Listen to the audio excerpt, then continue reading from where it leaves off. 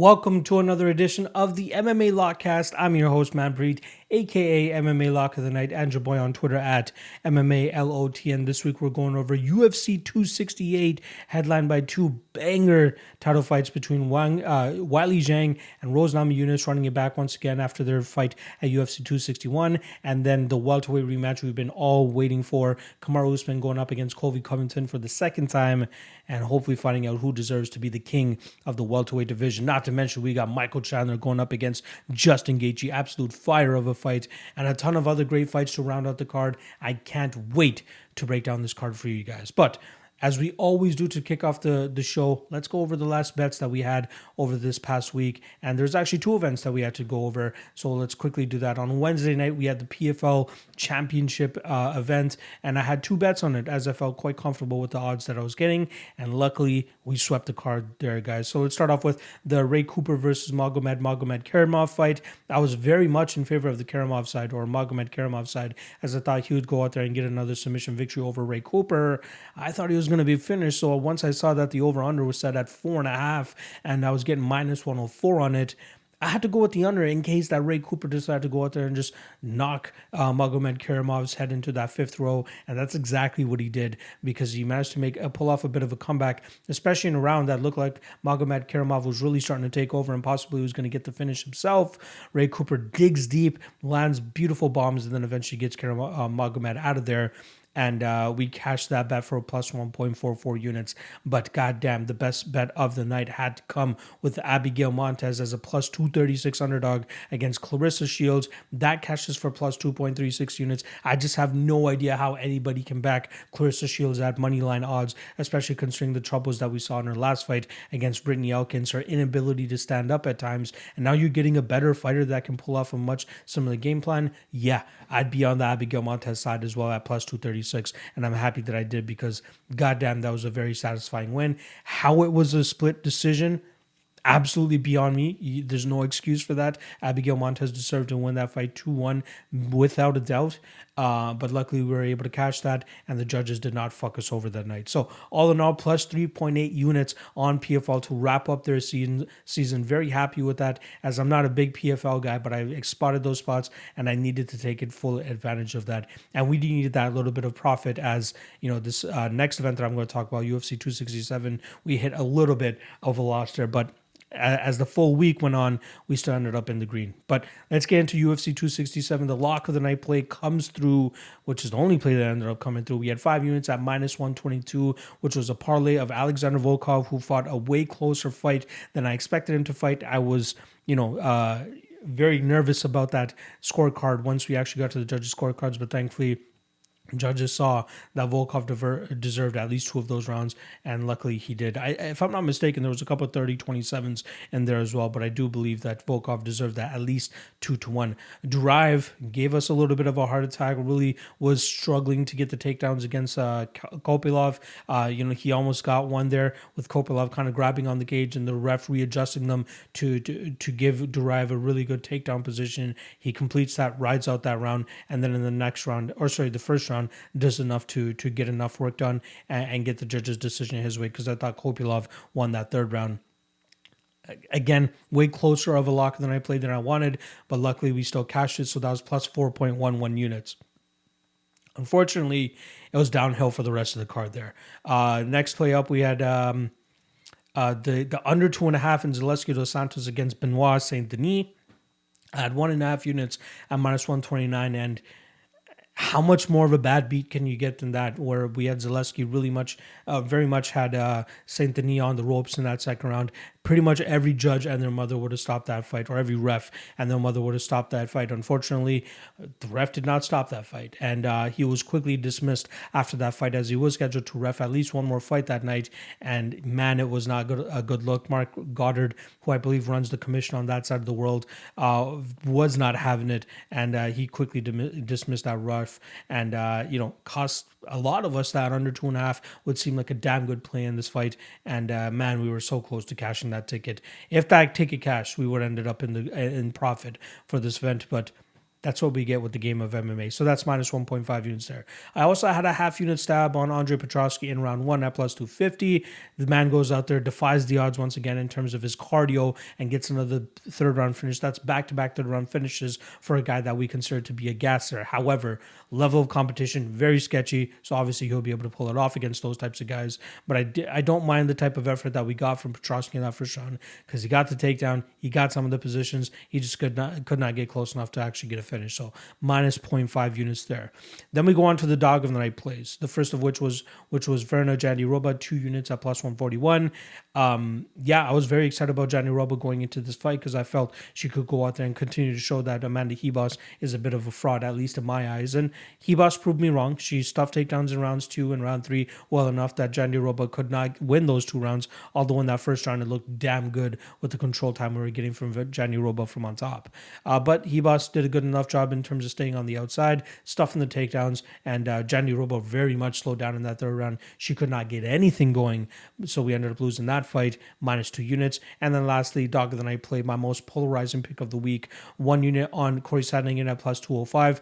Just letting you guys know, second lowest unit, stake on this card. And then obviously outside of that half unit stab on Petrosky in round 1, it's the lowest, 1 unit is what I took on Corey Sandhagen here, because pre-fight I thought he presented the problems that were required to give Petr Yan his first legitimate loss inside the UFC.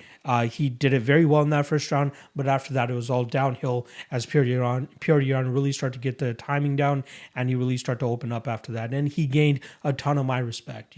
One of the main things I kept saying and hearing from people actually in the lead up to this fight is that Petr Yan just gets stronger as the fight goes on. And I tried to dismiss that, considering that, the 2 fights that we have of evidence where he gets stronger as the fight goes on were against 2 guys who ultimately end up slowing down later in fights. Aljamain Sterling, who's clearly slowing down in that fight, and then obviously Jose Aldo, who's notoriously been slowing down in that fight since he got knocked out, or slowing down later in fights since he got knocked out by Conor McGregor back at UFC 194.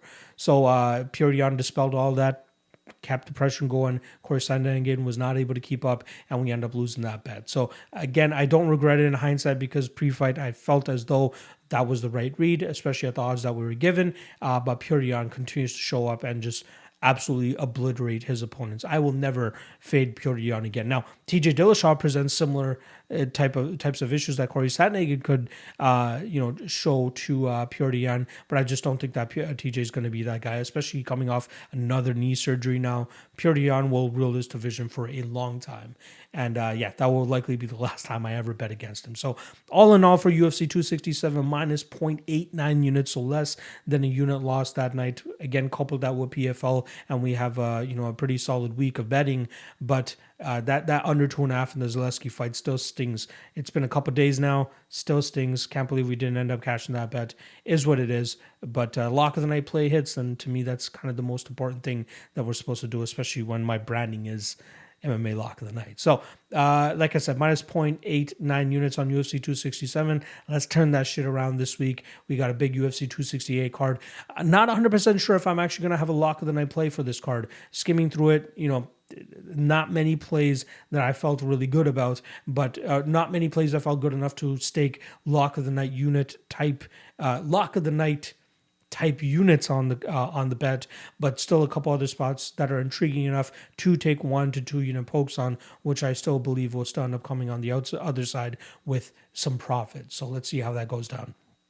Quickly want to plug the Patron. Obviously, they get first dibs on all the breakdowns before I drop it to the public, not to mention a best bets and props article, not to mention my bets as soon as I drop them. Again, I don't drop the bets officially to the public until Friday, or at least the day before the event, so that's a perk there. And then not to mention, probably the most valuable thing on the entire Patreon has got to be the Discord channel. A great group of guys in there, not just talking MMA, but talking all sorts of sports, trying to find edges in other sports and trying try to, not just make money off MMA, but baseball, basketball, soccer, whatever the fuck it may be. These guys are great at it, and I have a lot of them to thank for bringing value to the Discord channel, because that shit is lit 24/7. So make sure you guys check out the Patreon. Link is in the description below. $5 a month, a ton of great value. Trust me, you don't want to miss out on that. And then lastly, shout out to Coolbet. We continuously get on a month-to-month basis people using the promo code. So I'm going to keep spilling it out because Coolbet's a great spot. They got great odds. You can parlay props.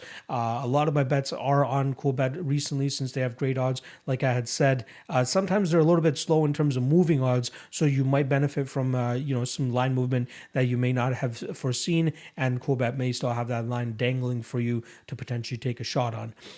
So Coolbet, use promo code MMALOTN2. They'll match your initial deposit up to $200. And trust me, you're going to want to take full advantage of it because I love Coolbet. All right, that's a wrap on this end. Back-to-back pay-per-view weekends for the UFC. The last card was a banger. Hopefully this card will be a banger as well. We got some grudge matches on it. And not to mention Justin Gaethje versus Michael Chandler. Holy motherfucking shit. Excuse my profanity, but that fight deserves all the profanity because it's about to be some fire. All right. That's a wrap on the intro here. I'll see you guys on the flip side for the outro. Enjoy the breakdowns. Osbourne versus CJ Vergara or Carlos Vergara. I still don't understand which name they're going to be using, but I will have my answer this weekend once they start announcing him and start talking about him. We got minus 180 on Osbourne and plus 160 on Vergara. Vergara obviously coming off an impressive Contender Series victory where he was able to get Bruno Correa out of there within 40 seconds with a beautiful body kick, and then obviously follow up with some strikes after that. Now, Carlos Vergara brings a decent Muay Thai style to the game or to the cage and shows decent combinations, decent forward movement, but I do have a lot of questions about his ground game, as his most recent loss did come via submission less than a minute into that fight. Osbourne has a pretty good game himself, a decent striking from the outside, long and lanky for this division, but has a sneaky choke game as well, and it leads me to believe that he'll look to ground CJ Vergara in this fight and try to look for a submission. I do believe that Osbourne's submission prop is sitting around plus 240. Let me just quickly confirm that number for you guys before we move on.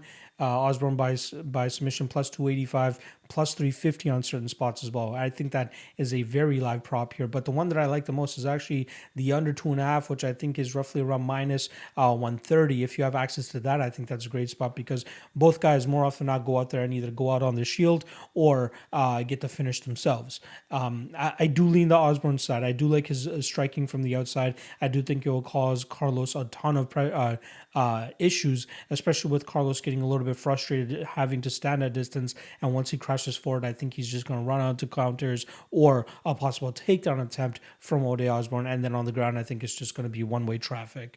Again, we haven't really seen Vergara off of his back since that fight where he got tapped out several fights ago, but I do think we'll see him get tested in the ground game here against Osbourne, who you've got to believe he knows that his path of least resistance will be able to take this fight to the ground and get to work.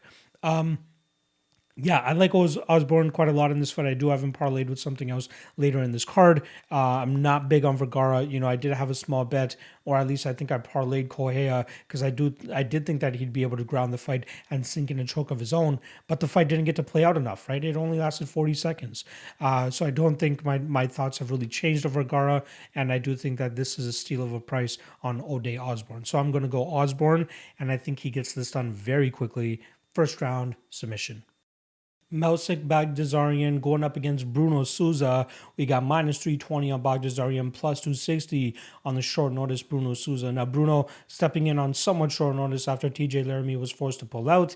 I believe the fight was announced last week, so he has decent enough time, or at least, better than most fighters who step in on short notice for the UFC. Good enough time to prepare for this fight against Baghdasaryan. Now, I love what this kid brings to the table. Move forward pretty much every single time, throw everything into your shots, try to knock your opponents out, and why not have that kind of confidence when you have the regional resume that this guy did? coming into the Contender Series, great fight against Dennis Pazukia there. Did seem to start slowing down as we expected he did, but he did not wilt at all. He kept moving forward in that third round and was able to secure that third round and eventually that decision victory. In the Colin England fight, another fight going into the second round, hands on his hips, looks like he's starting to slow down, but finds that knockout head kick of Colin and drops him and finishes him there. That gas tank is always going to be a liability and a worry for anybody that wants to pay that price on Melsik Baghdasaryan. So I think the best way to go about it, well, then again, he has won a decision in the past, so I'm not 100% sold on the fact that he can only win by knockout. But this fight against Bruno Souza, he's going up against a Machida-style type fighter. He is training under Machida, but he has that elusive karate style, but he still does get hit at times. And I do think that Melsik will be able to find that trigger and that button early in this fight, probably in the first round. But if he doesn't, those second and third rounds could get a little bit iffy, right?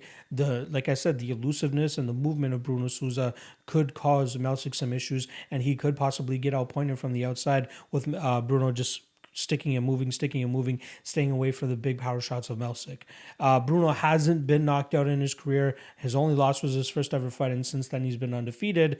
And then Baghdasaryan, on the other hand, he's been choked out in the past, if I'm not mistaken. I just want to quickly pull it up. I know he has one loss on his record. Just want to quickly pull that up. It was his first ever loss in 2014, and then after that he took a bunch of time off and then eventually came back to the UFC and has just been tearing shit up. 14-second knockout, 32-second knockout, 9-second knockout, 7-second knockout. Then he gets onto the Contender Series, goes to a decision, and then makes his UFC debut and gets that second round knockout over England. But this fight against Bruno Souza could be interesting. Melsik round one, I think, is around plus 250, plus 300. I think that's a decent spot. Melsik by knockout plus 150, not too bad of a spot either. But going into round two, I might have to sprinkle a little bit on Bruno Souza if he's above plus 400, plus 500, because I think he could get away with that sticking and moving in the second and third rounds here. That's why I'm not so big on playing Melsik Baghdasaryan at minus 320 in this spot. He should win, right? Like, this is the hardest striker, toughest striker, maybe even toughest opponents that Bruno Souza has had to go up against in his career, and this is where we probably see his chin get cracked and him going out. But again, historically speaking, we've never seen that happen. We saw Bruno Souza obviously get ragdolled by Mike Hamill before that last inadvertent shot that got Hamill disqualified. So that was probably a fight that Bruno Souza was going on to lose. He got bailed out by that DQ, but that's like the worst trouble we've seen him in over his last couple fights. Tough fight. I'm not playing the chalk on Melsik. He should win. I'd rather play his KO prop, like I said, at plus 3, or his round one prop at plus 300, his KO prop at plus 150. I might have to pro Bruno Souza round 3 plus 2,000 though, because that is a possibility that he could possibly catch Baghdasaryan if he starts overthrowing, and then just pinpoint him from the outside and probably snipe him for a KO victory as well. The under 2.5 was a bet that I was considering in this fight, which is plus 105, because that covered both finishes on both sides, but I just couldn't pull the trigger for some reason. I'd rather go, like I said, with just Melsik plus 150 straight up for the KO. Tough fight, harder than the odds suggest in my opinion, but I do think that Melsik will still come out with his hand raised. People will call me crazy if he goes out there and still knocks him out in that first round, saying that the fight should be closer than the odds suggest, but that's the game. I want to see this fight stretch into the third round to see if my inkling is true or if my thoughts are correct. But just for the sake of parlays and stuff, I don't mind if Melsik goes out there and gets that early knockout. So I'm going Baghdasaryan, first round KO. Dustin Jacoby stepping in for Alexa Comoras, taking on John Allan, and we got minus 345 on Dustin Jacoby. The return on John Allan is plus 285. Now, I think that this is a great stylistic matchup for Dustin Jacoby, especially to take on short notice, as more than likely he's always in shape, ready to go, training over there at Colorado in altitude. His cardio always seems to be on point, and again, stylistically speaking here against John Allan, seems like a very winnable fight for him. Now, the lone win on John Allan's record inside the UFC was actually changed to a no contest after he popped for steroids after that fight against Mike Rodriguez, where he won a fight via decision, putting Mike Rodriguez pretty much through the ringer in that fight, landing takedowns, forward pressure, not really letting Mike Rodriguez get his game going, and again, Turns out it was probably the steroids that got him that win.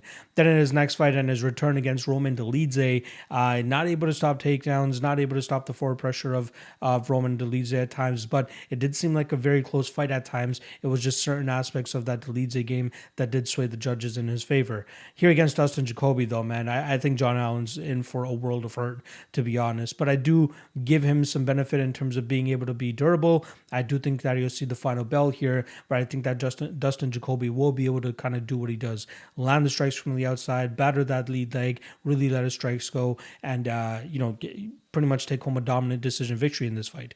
We've seen Dustin Jacoby in the past have to deal with takedowns, but he reacts very well. He never settles for it. He's always kind of working to get back to his feet, never lets his opponent settle on top so that it makes it harder for him to get back to his feet. But in pretty much, his last 2-3 fights alone, you can see his urgency to get back to his feet is very good, and that usually drains the gas tank of his opponents, just as we saw in the Ion Cutelaba fight, where Cutelaba, I believe, landed 6 or 7 takedowns in that first round. There were just a lot of mat returns in that instance, and that allowed Jacoby to get back to his feet time and time again, gassing out Ion Cutelaba, and we obviously ended up getting that split draw. And I really can't believe that we actually got a 29-28 scorecard for Ion Cutelaba in that fight, as I don't see how you can make a case that he won second or third round in that fight. The guy was huffing and puffing. Dustin was having tremendous success from the outside, just picking him apart, sticking and moving, and that should have given him the clear-cut win in that fight. However, I will say this. I do believe that he lost that first round 10-8.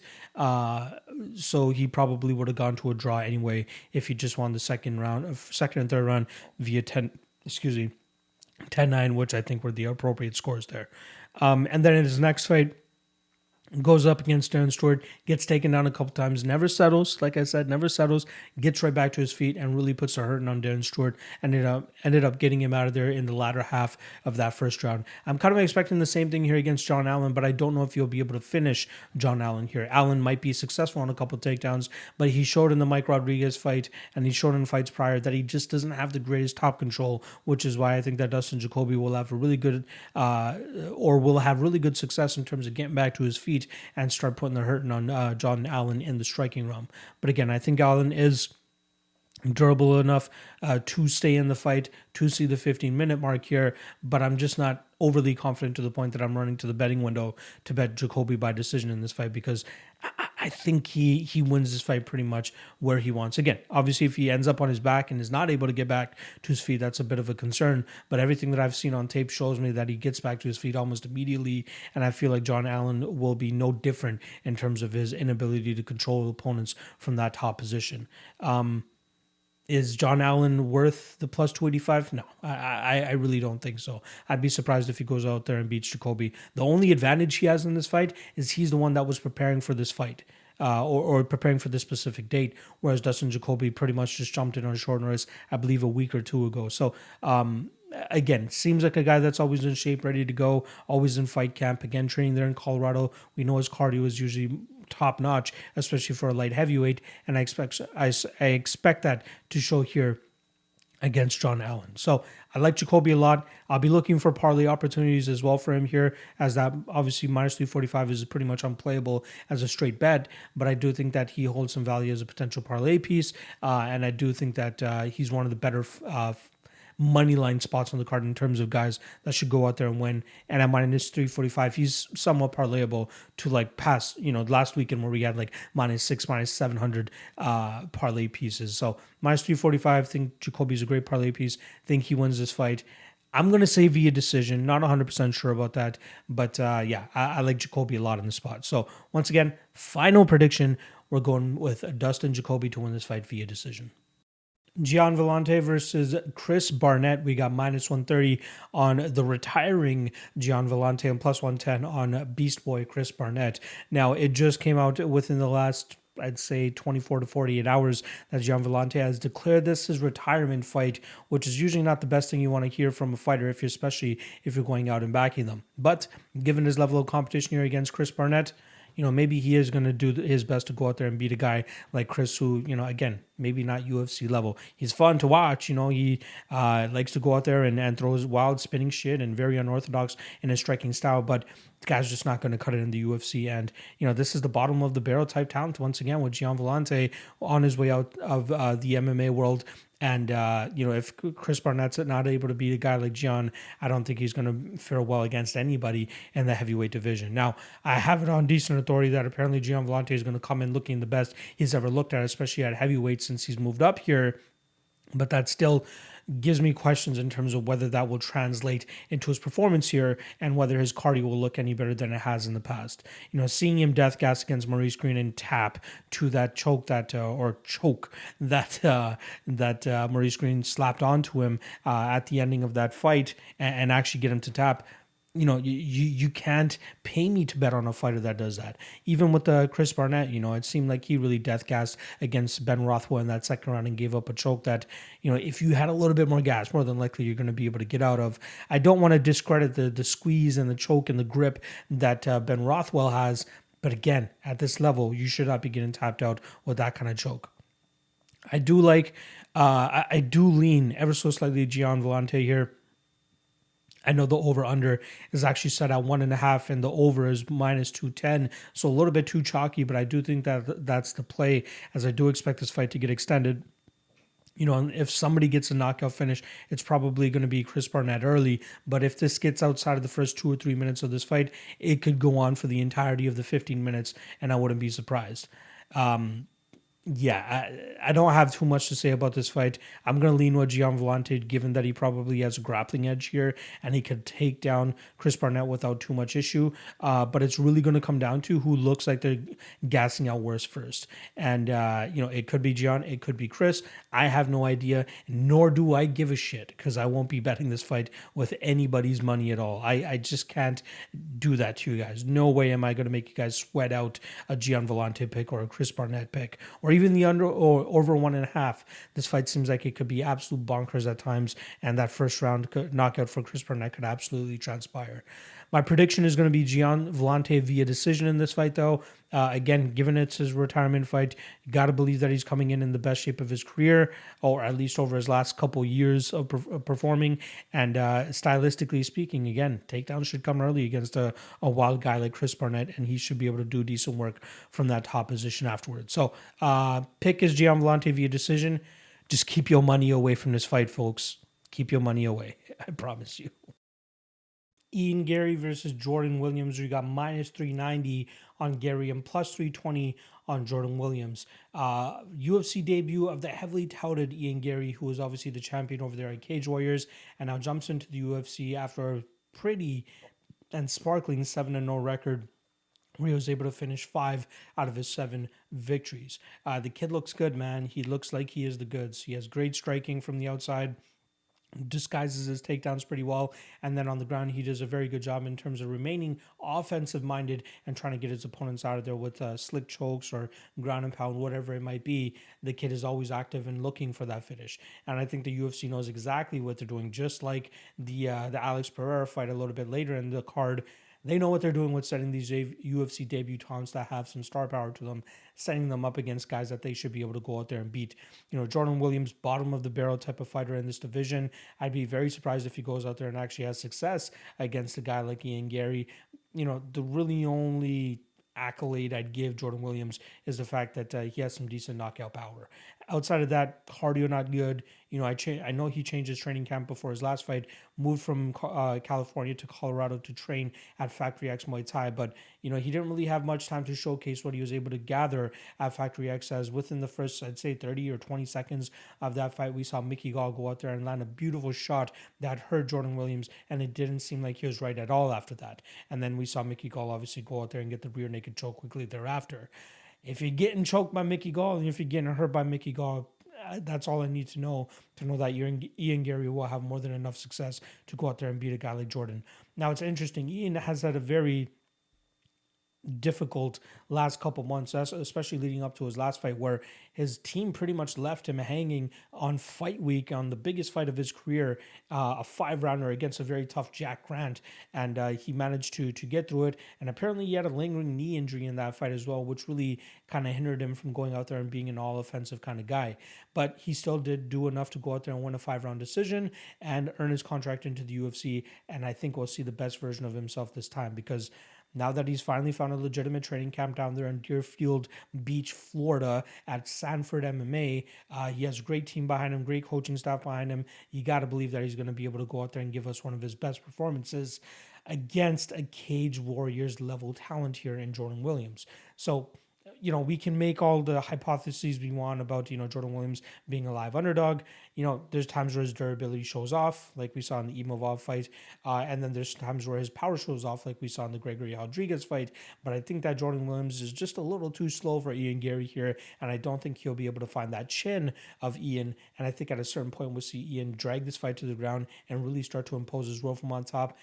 And I think he sinks in that choke here against Jordan Williams. I believe the submission prop for Ian Garry is roughly around plus 450, plus 500. I think that's worth a little bit of a stab here, but I think that Ian Garry gets this done without much issue. I'm going to go, I have high hopes for this guy, but I will taper them based on the level of competition he's going up against and obviously his opposition in his upcoming fights.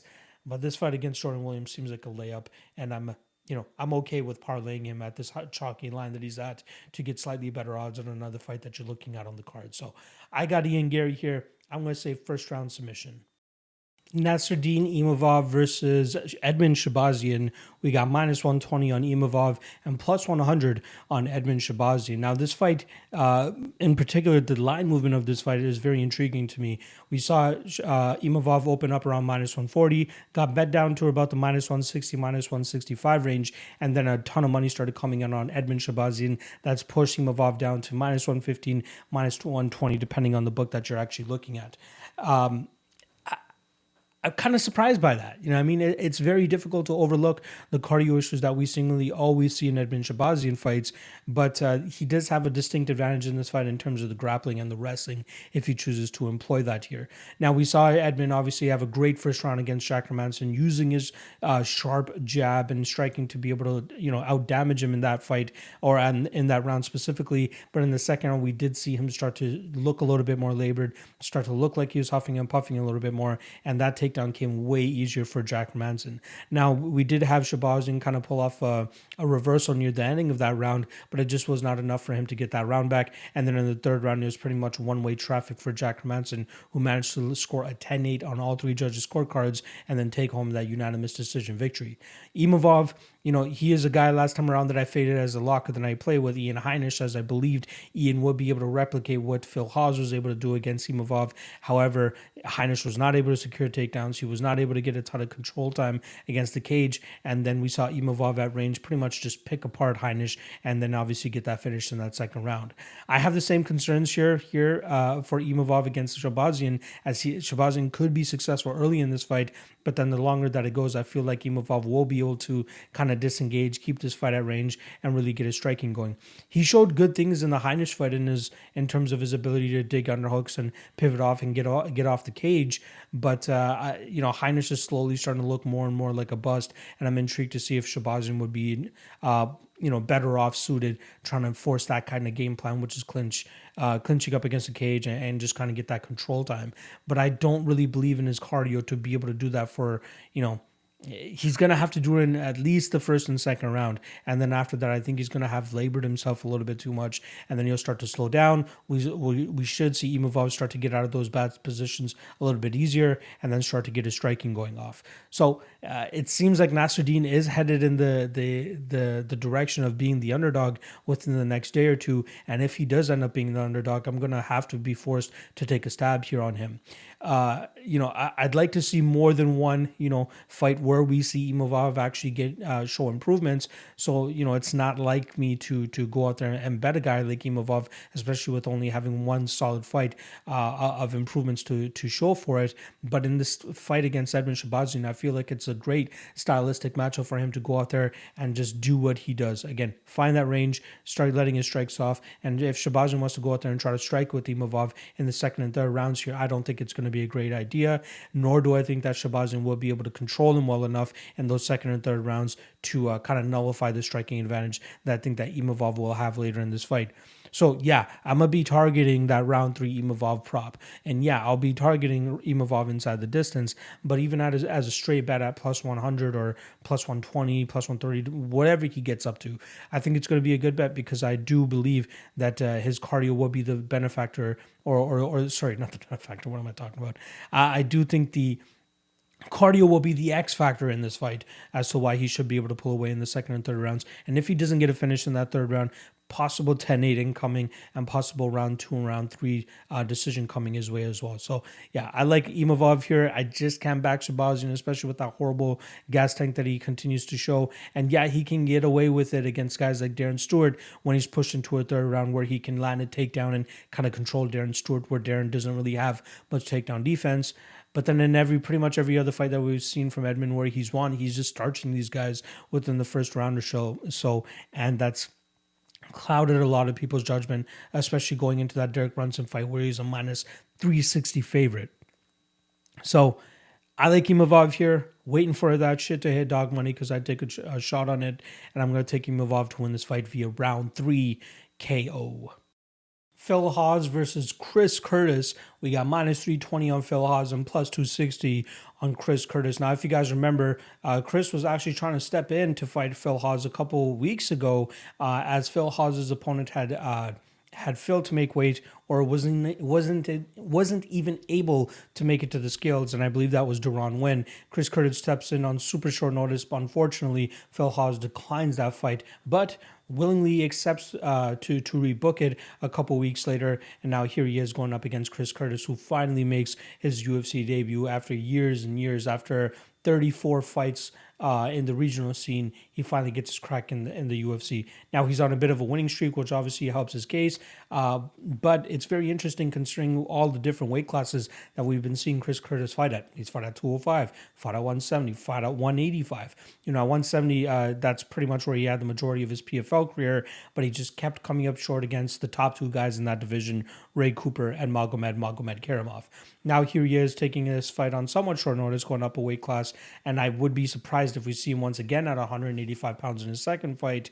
And I do think that the size difference here could play a factor into Phil Hawes overpowering him and just implementing the game that he brings in. There's been times where Chris has been, taken down over and over and over again and really can't get his striking going. And that's probably what we're going to see here with Phil Hawes, who has a very decent top game and good wrestling game. Phil is obviously improving his cardio, obviously winning his last 2 fights via decision, something he's never done in his career before. So there is clear improvements that he's making down there over at Sanford MMA. But the issue is he seems to get hurt in almost every single one of his fights. And Chris Curtis can definitely crack. So that is definitely a bit of a worry if you are backing Phil Hawes in the spot at chalk odds. I would never recommend parlaying Phil Hawes at minus 300 or above. Until we see him not get hurt as much in his fights and see him show, decent cardio in that third round, which again, he's shown over his last 2 fights to be able to survive and not get knocked out. But we need to see more of it. Win over an Imavov who, seemed to really be trying to figure himself at that time. It was okay. The win over Kyle Daukaus, another one where Daukaus made some very questionable decisions after hurting Phil Hawes. I need to see more of it. Now, Chris Curtis is a veteran who's probably seen it all, and he probably knows that he'll likely get ragdolled for the first 2 rounds, but that third round, that 5 minutes, he needs to go balls to the wall and really try to find the finish against Phil Hawes here. So I'm not playing Phil at all in this fight. The only thing I will probably play is Chris Curtis to win in round 3, which was around plus 1,800, plus 2,200, plus 2,500, depending on where you're getting your odds from.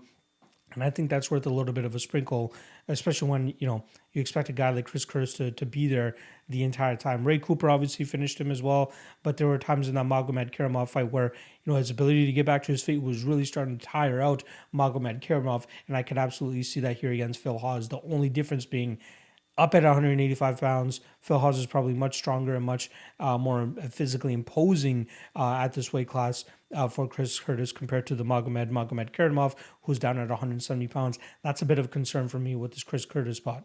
I'm not touching Phil Hawes, not throwing him into a Hail Mary parlay, nothing like that. I'm picking him to win by decision. These odds are just ridiculous. These odds are, again, he wins this fight. But are you really willing to put it on the line, especially considering that Chris Curtis has a decent get-up game and good knockout power as well? I don't have the balls to bet or play Chris Curtis, but I will sprinkle that round 3 prop like I said. But I'm going to go Phil Hawes to win this fight via decision. Bobby Green versus Al Iaquinta. We got minus 175 on Bobby Green and plus 155 the returning Raging Al Iaquinta. Now, going into taping this fight, I really believed that I was going to come out on the other end with a possible bet on Iaquinta, given that he's at a decent dog number. After you run the tape, though, it's very difficult to do so, especially considering that he's probably, a foot and a half out the door in terms of MMA, considering how successful his real estate business is going. In his last 2 fights, he's faltered to Donald Cerrone and Dan Hooker, but before that, he had a tremendous performance against Kevin Lee, where he came in as a plus 275 underdog and sprung the upset. Excuse me. But really defied the odds in that fight, marching down Kevin Lee for the majority of it, putting the pressure on him, and then eventually winning that decision victory. But he's not come close to tapping into that type of performance over his last 2 fights, and I don't expect him to do it here either against a guy in Bobby Green who been busy during this COVID situation. I believe this is going to be his 6th fight, either 5th or 6th fight in the COVID era, and it's really working out for him. Well, very close fights, I'll say that. He, in his last 5, he's 3-2. He's on a 2-fight skid right now, but you could make an absolute case for him to have won his last 2 fights. So nothing to really hold his head about there, and there's a reason in this fight he's a minus 175 favorite. Al Iaquinta, I think the way he makes this fight close is if he goes out there and tries to get his grappling going. He has a sneaky submission game, but I think that Bobby Green is just too weathered and too much of a veteran to fall for anything like that. We've seen Bobby Green get taken down, but work his way back to his feet pretty quickly and then really start letting his striking go, which really is the cause of his opponent's problems more often than not, right? They struggle in dealing with the type of striking style that Bobby Green puts on them. However, there are times where Bobby Green just fights a little bit too close to the level of his competition. And that is why I'm always not the highest in terms of betting on a guy like Bobby Green. Another thing, he doesn't really seem to have that killer instinct anymore, right? The guy is, 20, 39, this is going to be his 41st MMA fight. It's been a while since we've seen him go out there and get a finish either, right? And now Iaquinta, very durable himself, very difficult to put him out. So I do think that we see this fight go the full 3 rounds. Now, when I was writing up my best bets and props article, I was about to plug in the best bet is probably the over 2.5. Rather, take a little bit of the chalk on the over 2.5 rather than playing Bobby Green, just in case Bobby Green goes out there and, again, fights a very close fight. We go to a decision and he loses a split decision.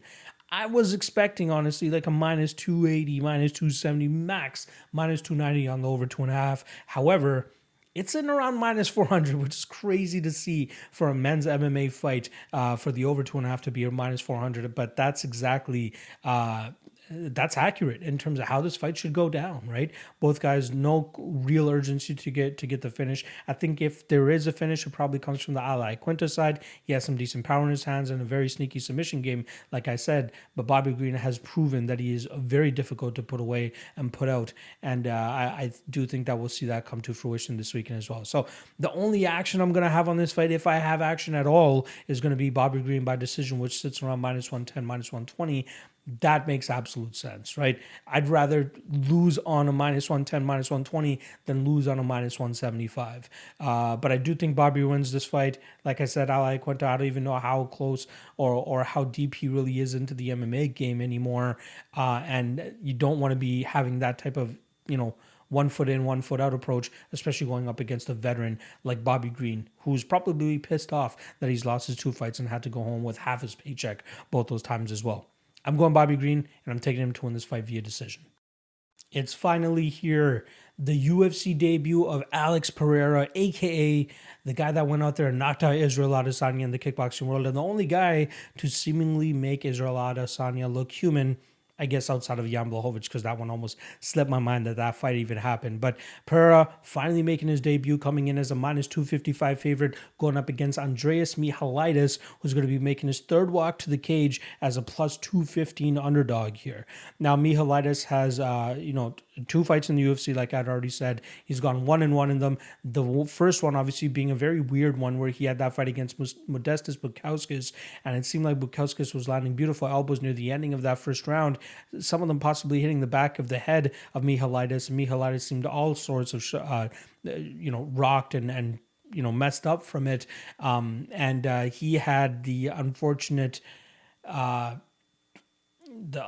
scenario of being seated where he was in regards to being up against the cage and not knowing that that was actually the door. And once the door opened at the ending of that first round, he fell backwards and the referee quickly called it off, deeming Michailidis too injured to continue. And then Bukauskas was obviously delivered the victory in that fight. Next time around, he goes up against KB Buller and just moves forward the entire time, throwing absolute bombs at a very gun-shy KB Buller. And he was able to come away with a decision victory in that fight, as Buller didn't really offer up much resistance in that fight, and Michailidis was able to achieve his first UFC victory.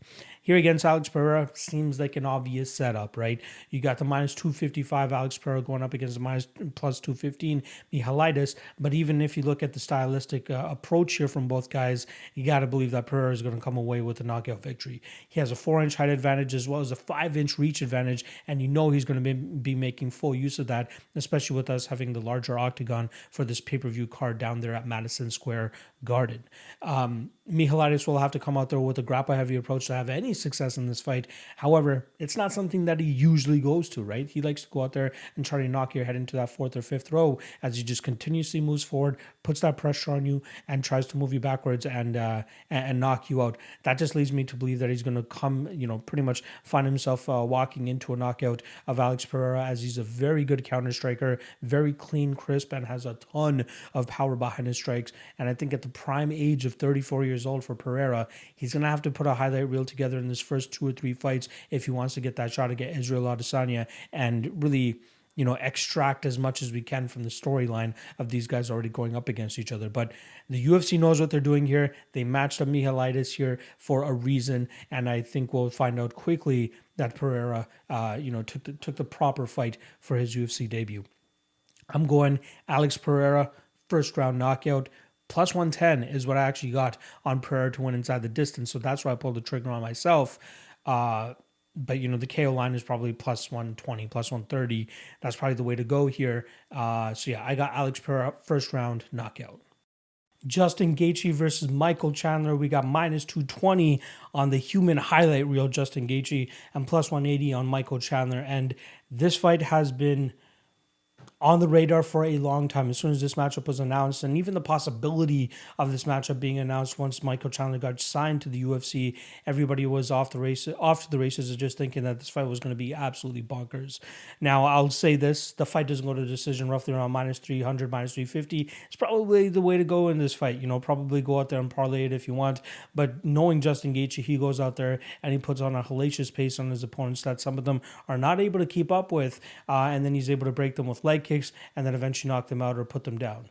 Michael Chandler, 35 years old, got knocked down in his last fight, had some iffy moments in prior fights as well, but Justin Gaethje is definitely one of the better fighters that he's been facing over the last little while, not to mention, again, that pace and the pressure of Justin Gaethje, I think is going to be a little bit too much for Michael Chandler to deal with. I think the wrestling will nullify itself here. We didn't see the greatest wrestling performance from Gaethje the last time he fought Khabib Nurmagomedov, but I think that guy is just an absolute nightmare.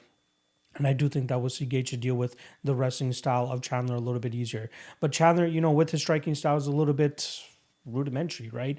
It's the regular wrestling type of striking, which is just blitzing forward attacks, wide winging hooks, try to land that power strike. And if he's not able to, more than likely he's going to get countered, or he's going to start huffing and puffing because of the amount of energy that he's expending with all the big shots that he's throwing out there. Difficult for me to, convince myself to play the minus 220 on Justin Gaethje. I kind of just settled up with parlaying the fight doesn't go to decision around that minus 300 line, as I feel like no matter who wins this fight, somebody's getting knocked out. Somebody's going to be staring up at the lights. And, I'd rather be safe on both sides here because Gaethje's chin could absolutely get exposed at a certain point or another, right? He's been knocked out in the past. Obviously, we've seen that.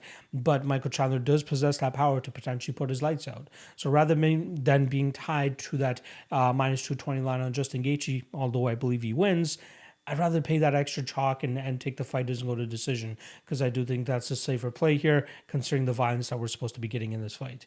So I'm going to go Justin Gaethje. I'm going to go second round. You know what? Yeah, let's go second round TKO once the pressure and pace really starts to catch up with Chandler and those leg kicks and that forward movement, that improving boxing from Gaethje continues to pile up.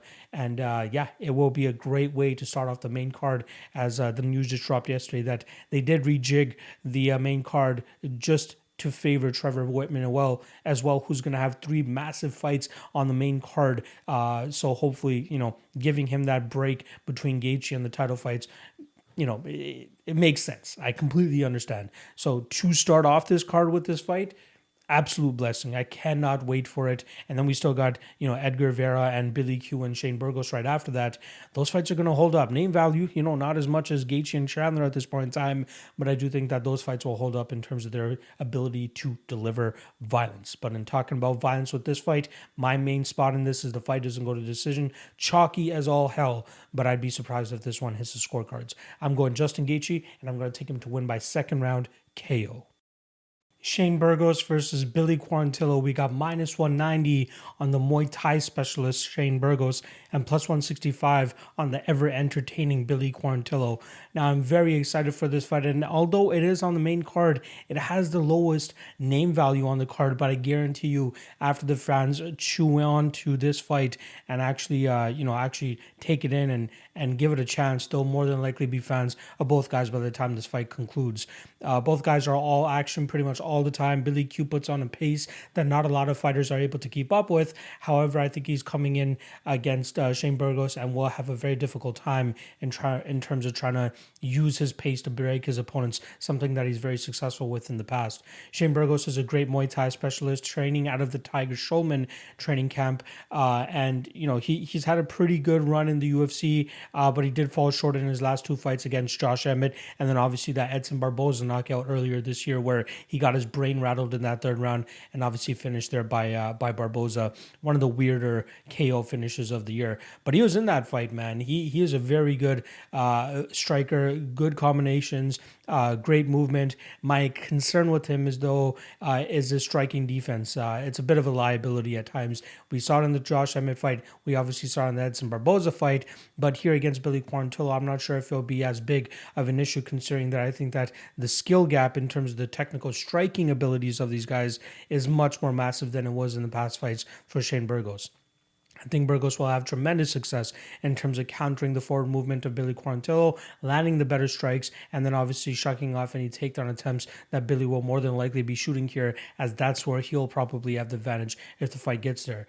Now, Billy, like I said earlier, he banks on his wear and tear and his ability to wear and tear his opponents and just break them with pressure and pace and just keep coming forward. And then eventually in that latter parts of the second round and early parts of the 3rd round, he's able to get them out of there like he did against Jacob Kilburn and how he did against Kyle Nelson as well. But even if you go throughout his regional career, that's how this guy fights, all action, all the time. I was waiting for the proper opportunity to fade Billy Quarantillo, and I finally got the chance again when he went up against Gavin Tucker, and I got Gavin Tucker around that plus 150, plus 160 range as an underdog. I was waiting for a technically better fighter than Billy Quarantillo to go up against him, and somebody that can go a decent 15 minutes and deal with that style of Billy Q and continuously put it on him. And that's exactly what we got from Gavin Tucker that night, and it was great to cash that ticket. I believe I skipped out on the Benitez fight. If anything, I bet the under there, and I do think it just missed by a couple seconds or a couple minutes. But another entertaining fight from Billy Quarantillo. Now we're finally getting a legitimate technical striker once again, like the Gavin Tucker crop of fighters in Shane Burgos, and I think that this is going to be a great opportunity for Burgos to get back onto the winning side of things, especially after coming off of two very difficult losses for him to go through. Does Billy Quarantillo have that knockout ability to catch Shane Burgos? He does. He absolutely does. Burgos' striking defense, like I said, is a liability, and Billy Quarantillo could absolutely take advantage of that. However, I just think he's going to have difficulty dealing with the movement and the combinations that are going to be coming his way from the Shane Burgos side of things. I do lean Shane Burgos. I'm not 100% sure if he'll be able to finish Billy. Billy, 3 losses in his career, only one of them coming by knockout. And as of, recently, it seems like his durability is really on point, which leads me to believe that we'll probably see Shane Burgos go out there and winning 2 or 3 rounds and win this fight via decision. His decision line currently sits around plus 200. If it was a little bit juicier than that, I'd think about sprinkling it, because I think this fight's going to be all violence, all offense pretty much the entire time. And if you have over 2.5 or fight goes to decision or a decision prop on this fight, you're going to be sweating it the entire time. I promise you that. So yeah, I like Shane Burgos here. I think his chin holds up, his durability holds up, and he showcases that he's the much better technical striker, and he goes out there and pieces up Billy Quarantillo over 15 minutes and wins this fight via decision. Frankie Edgar versus Marlon Vera. We got plus 150 on the answer and minus 170 on Chito Vera. Let's start off on the Frankie Edgar side of things, who's 2-3 in his last 5 fights. But the most interesting fight out of all of them has got to be his 25-minute fight against Pedro Munoz, where everybody picked against him. He came in as a plus 225 favorite, plus 225 dog, and everybody was pretty much picking Munoz to win that fight via KO or inside the distance. However, Frankie Edgar took pretty much every single shot and was able to keep chugging forward, and actually had a pretty good argument as to why he should have won that fight, which he did get his hand raised that night. Now, people can say what they want about Pedro Munoz deserving to win that decision, but I think that the most intriguing part of it, the whole thing, was the fact that Frankie Edgar was able to stay conscious for the entirety of the 25 minutes, which leads me to believe that, there's further proof that we can't put too much stock into the standing KO, especially when there's days where it shows that a fighter is durable and there's days that it doesn't show that a fighter is durable. And Frankie Edgar is the perfect answer to that, pun intended. It's tough to take a flying knee from Corey Sandhagen straight on the chin, and obviously he's going to get deaded by that, or the Korean Zombie, who does pose some pretty big power in his hands as well, as he's shown over, several fights in the past. But to go 25 minutes with Max Holloway, to go 25 minutes with Pedro Munoz and keep chugging forward without being in any crazy, close to being finished type of danger, that does give me some confidence as betting him as an underdog in this fight against a guy in Marlon Chito Vera, who in my opinion has been kind of overrated throughout his career. I'm not a big Chito Vera fan. I've bet against him in the past and it's worked out for me, most notably the Jose Aldo fight. I did bet against him with Davey Grant at a pretty nice price tag. However, I think that Davey Grant, he's kind of getting into that KO or bust type of situation, and I did think it was possible he could possibly get the finish against Marlon Vera, but yeah, it never really worked out there. I can't remember if I bet Davey Grant or if I bet the under 2.5 in that fight, but I'm pretty certain that it had to do with some sort of violence in that. Regardless, Marlon Vera is not a guy that really strikes me as a one-punch knockout kind of guy or one-kick kind of knockout kind of guy. That's not really his style. Like, he kind of overwhelms you with volume and tries to get you out of there. He gets stronger as the fight goes on. So if you have some cardio issues, that's not a good look. Obviously the Davey Grant fight was a perfect example of that. But I think he's going to have a Frankie Edgar, kind of pushing the pace and shooting takedowns for the majority of 15 minutes. And it's going to be very difficult for Chito Vera to get that late fight comfortability that he's normally used to, so that he can get his shots off or possibly find a finish of his own. I think Frankie is just going to go out there, and as long as his chin holds up, should be able to land takedowns at will here and just do what Frankie Edgar does, right? Put you through the ringer is kind of what I like to call it. Just stay in his face, throw the volume. in and out movement, land the takedowns when you need to. And again, as long as he doesn't get knocked out, there's a strong possibility that in hindsight, he looks like a minus 400 favorite in this spot. And if you're giving me plus 150 odds on him, I got to take the shot, man. I really do. If you're banking on Marlon Vera to knock out Frankie Edgar here, then rather than playing minus 170 on Vera on the money line, which I don't think is a great bet, you got to bet him by KO because I think that's the only way he wins this fight. I'd be surprised if he's the better minute winner here against Frankie Edgar, who, is normally all offense and not all offense, but pressure, activity, output, and takedowns. And I think that's going to be way more reliable to win minutes than what Chito Vera brings to the table. So yeah, I got to take a shot at Frankie Edgar. I know he just turned 40 years old recently. Not too clammed up by that, especially considering the type of fighter that we have with Frankie Edgar and then the type of fighter that we have with Marlon Vera, who's 28 years old, has a 12-year youth advantage, if that's what you want to call it. But I do think that Frankie Edgar should go out there and get the win regardless in this fight. So I do have a bet on Frankie Edgar. I went 1.5 units at plus 148. Think he's the spot in this fight. And if he goes out there and gets knocked out, I'm completely fine with that. Because pre-fight, I don't believe that Chito Vera is much of a knockout puncher. And he does have a couple KO victories on his record. The Sean O'Malley one most recently. That one, we obviously know the circumstances surrounding that fight. Then the Andre Ewell one. Ewell, obviously, a horrible gas tank in that fight. And we saw Marlon Vera pretty much take full advantage of that. But he's not going to get that in a guy like Frankie Edgar. Frankie Edgar is going to be there from minute 1 to minute 15 as long as his chin is able to keep up, and I think he'll be able to do just that here against a guy like Chito Vera. So I'm going Frankie Edgar, and I'm going to take him to win this fight via decision.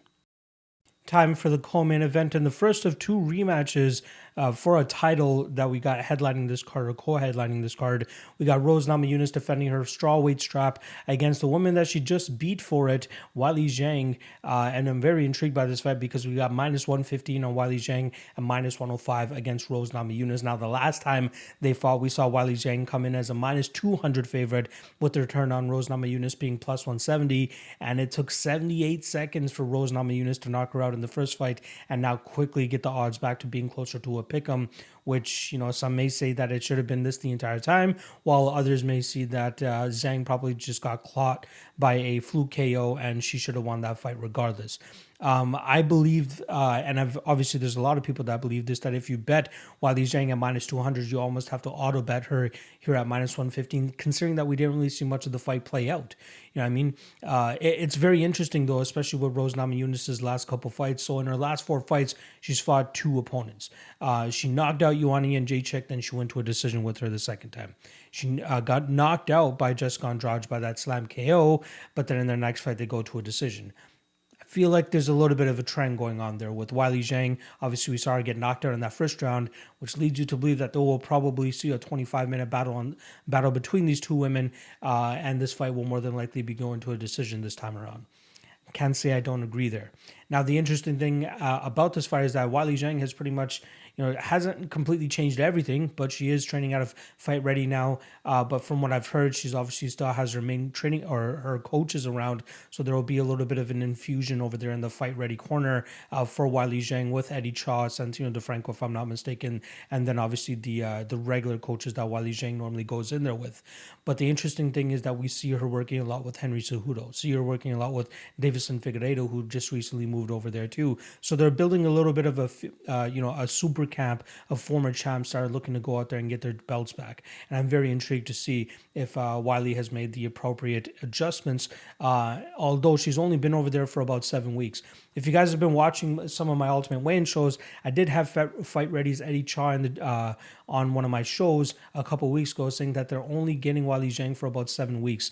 And that's not really the best amount of time to work with the fighter to truly try to change the game and get them to, kind of adjust to what the Fight Ready basics are. They're just trying to take what they have and try to mold it as best as they can stylistically to go up against a girl like Rose Namajunas, where I think that she'll be able to have some success. Now, a lot of people expected Wiley to go out there and knock out Rose in their first fight, but unfortunately, it happened in reverse. We saw Rose Namajunas land a beautiful head kick that grounded Wiley Zhang and then obviously pounded her out to get the finish in that fight. I think Wiley, with this new training camp, I feel like that we're going to see a little bit of a different approach, which might be a grapple-heavy approach. Not saying she's going to go out there and be shooting for legs and desperation takedowns or anything like that, but I feel as though we'll see her, after some combinations or something like that, try to change levels, try to get takedowns going, and try to control Rose Namajunas. Now, Rose, outside of her first UFC fight where she actually ended up losing her title, you see her often get... you don't see her often get tested in the grappling realm. Like in the Carla Esparza fight, she gave up 5 takedowns and 5 minutes of control time in that fight. I believe it was 5 takedowns. In fact, in her first loss in the UFC, she gave up 5 minutes of control time to Carla Esparza, and then Carla eventually choked her out after that, I believe in the 3rd round. In the 7 fights after that, she only encountered 4 takedown attempts, and only 1 was successful against her there. And then after that, she fought Jessica Andrade. She went for about 2. She went 2 of 4 on takedowns. In the second fight, she went 1 of 3 on takedowns. But it feels like Zhang could try to look to exploit that here. As again, that's just not a style that Rose is used to going up against. More often than not, fighters want to go out there and try to strike with her. And more often than not, they end up coming on the losing end because Rose is very skilled in the striking realm. Now, but when we have a skilled striker like Wiley Zhang, she can set up and disguise takedowns a lot better, considering that she can give the confidence and throw a confident combination and make Rose believe that she's throwing a combination, and then obviously go for a takedown and try to catch her off guard and get some control time from on top. Rose is very crafty with her jiu-jitsu, so that's something that Zhang is going to have to worry about. So hopefully she's definitely drilling her submission defense as much as she's going to be drilling her takedowns here. I just don't have the confidence to go out there and fade a girl like Rose in this spot. You know what I mean? I'm a big Zhang believer. I've been a big believer of her since her first UFC fight, but I truly believe that Rose is a very tough matchup for anybody to go out there and fight, right? We long believed that Ioana Jędrzejczyk was the best 115-pounder in the world, and nobody could hold a candle to her in the striking realm, yet Rose went out there and won 4 strong rounds against Ioana Jędrzejczyk in a 25-minute fight. That is absolutely something that Rose is capable of, especially here against Wiley Zhang. I lean ever so slightly on the Zhang side here because I do think that it will be quite competitive from minute 1 to minute 25, but I think that the difference maker here is going to be the potential takedowns that we see Zhang land throughout this fight, which could sway the judges in her favor, especially if the striking scenarios are pretty much even, which I believe they will be. Very tough fight to break down. I just want to sit back and watch it, but I think the intriguing bet would be the over 4.5 at -125. As you know, again, that's kind of the trend in Rose's fights. In her rematches, she plays it a little bit safer, or at least her opponent's chin holds up better, and they know kind of what to expect and what's going to be coming their way. So I expect this fight to go 25 minutes. I think it's going to be Zhang that gets her hand raised, and her decision prop at +250, not too shabby either. So I'm going to go Wiley Zhang. I'm going to pick her by decision, but I'm very much eyeing that over 4.5 at -125 because I do believe it holds some value in the spot. So once again, I'm going to go and new Wiley Zhang via decision. Time for the main event and the rematch we have all been waiting for. We got Kamaru Usman going up against Colby Covington for the welterweight strap, and this is a rematch of a fight that took place in December of 2019, where Kamaru Usman was able to get away with a finish in round 5 after a very close back and forth battle, where we had 2 judges scoring the fight 3-1 for either side, and then 1 judge who had a 2-2 going into that final round. And it was pretty obvious that this was a damn close fight until Kamaru Usman was obviously able to put Colby Covington away. I was excited for this fight as soon as the first one wrapped up because I knew without a doubt you can make a solid claim that these guys should fight each other once again, and they are probably 1A and 1B in this welterweight division. I don't think there's going to be anybody that's able to match the type of cardio, wrestling output, and improvements that both of these guys are showcasing on a fight-to-fight basis, and the only one that really comes to mind at this point in time is Khamzat Chimaev. However, he's still a couple fights away from proving that he deserves to actually have a title shot or anything like that. Not to mention, let's give give him some legitimate competition before you start to put him up there against Kamaru and Colby. Now, again, I truly believe that Kamaru Usman will go down as one of the greatest welterweights of all time, and it's very difficult as a Canadian to say that, especially considering we had a guy like George St. Pierre ruling the division for years on end. However, Kamaru Usman is proving to be a very complete fighter, upgrading his striking on a fight-to-fight basis, like I said, knocking out his last two opponents in Gilbert Burns and Jorge Masvidal, who had never been knocked out in his career ever. So you got to believe that Usman is improving on a fight-to-fight basis. And again, his cardio is good, or amazing, not good, is amazing. His wrestling is amazing, never conceded a takedown inside the UFC. And there's just so many things to like about Kamaru Usman. Now, the funny thing is, though, Colby Covington is almost a carbon copy of Kamaru Usman in terms of, they have somewhat of the same style, put the pressure, put the pace on their opponents. I'd say we get a little bit more output from Colby Covington, though, but we definitely get more power from the Kamaru Usman side of things. But goddamn, that first fight was damn close before that finish at the ending there. And I truly believe that if we put these guys together 10 times, it might go down 5-5 or 6-4 in favor of Kamaru Usman, which leads me to my next point of the odds are just a little bit too wide, right? We got minus 290 on Kamaru Usman, plus 245 on Colby Covington. And, the first time that they were actually scheduled to fight each other, Kamaru Usman was only a minus 190 favorite compared to the plus 165 underdog price tag we were getting on Kamaru Usman on Colby Covington last time around. The reasoning is a lot of people are saying that Kamaru is just more active, right? Since their last meeting, he has fought 3 times compared to the one time that Colby Covington went in there and dismantled Tyron Woodley.